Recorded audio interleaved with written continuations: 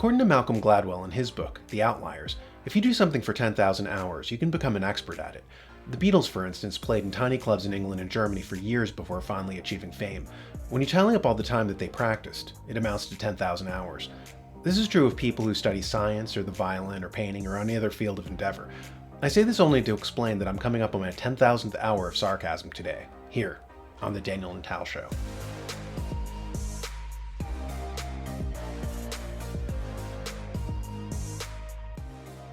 Character is that which in the weak is the result of experience, but that which in the strong guides experience. What is character? What is integrity? According to ethicist Al Ginney in his book, Why It's Hard to Be Good, the Romans had a perfect Latin word to describe the quality of a person's character: integritas. Ethically speaking, integrity means the state or quality of being entire or complete. It means soundness, being unimpaired, having all the component pieces fit together and be whole. It means to attempt to adhere to a cluster of virtues and values that complement and reinforce one another. Integrity is about self-restraint, self-control, self-mastery, or continence. Integrity is not just about simple addition.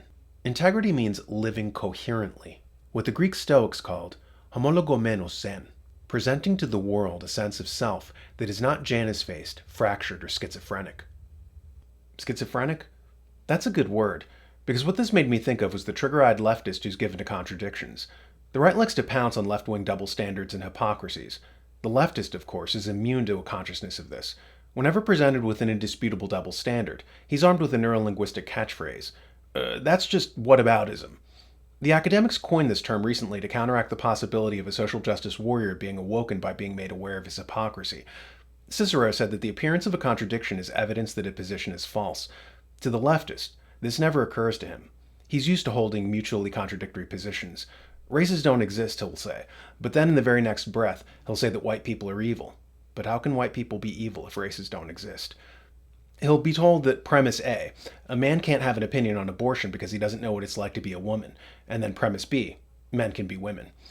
He'll say, premise A, of course Iraq fell. The British created it with no care about the fact that Sunni, Shia, and Kurds all lived there, and as a result they had ethnic conflict which creates instability. But then premise B, diversity is our strength. Back in the 1930s, Austrian economist Joseph Schumpeter discussed the psychology of leftist radicals. He said that they engage in magical thinking and have the disregard of what we call logic, and in particular, the rule that excludes contradiction.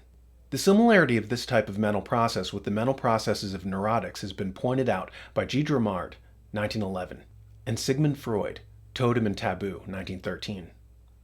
Kind of reminds you of the recent article, White Liberals More Likely to Have a Mental Health Condition. There we read, white liberals are more prone to mental health disorders than individuals who identify as conservatives or moderates, according to a Pew Research Center survey. 62% of whites who classify themselves as very liberal or liberal have been told by a doctor they have a mental health condition, as compared to 26% of conservatives and 20% of moderates, the study found.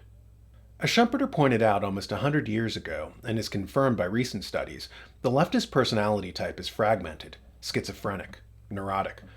I say all this to point out that for these reasons, the radical left doesn't have what we would call integrity. Integrity is, let's remember, living coherently, not holding contradictory schizophrenic positions. Integrity means having internally consistent convictions, beliefs, and principles. They don't change according to what is advantageous to you at the moment. Like Me Too movement attorney Lisa Bloom, who made a lot of money in the war against casting couch culture in Hollywood, she loudly and stridently denounced sexual abuse and said that all women should be believed. Then, when confronted with a credible accuser of Joe Biden, her moral compass shifted according to her sense of what was advantageous to herself. Bloom tweeted out, I believe you, Tara Reade. You have people who remember you told them about this decades ago. We know he's handsy. You're not asking for money. You've obviously struggled mightily with this. I still have to fight Trump, so I will still support Joe, but I believe you, and I'm sorry.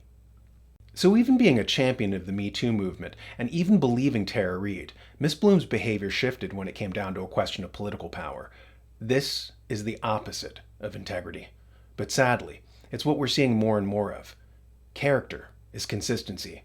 As Gail Sheehy in her book, Character: America's Search for Leadership writes, character is what was yesterday and will be tomorrow.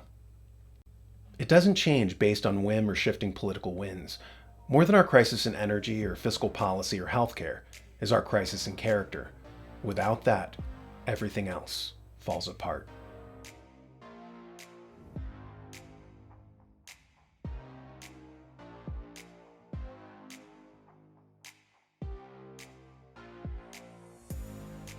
Before you is a moral puzzle.